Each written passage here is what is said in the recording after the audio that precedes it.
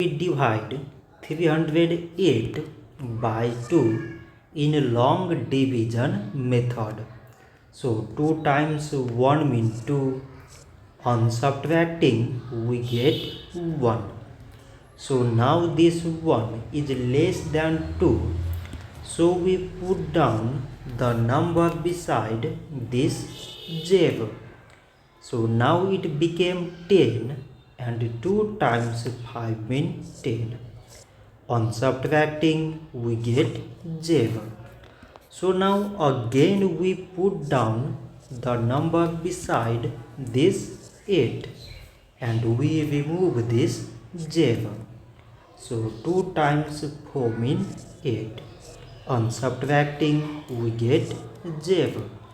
So 308 divided by 2 is 154. So this much for today and thanks for watching.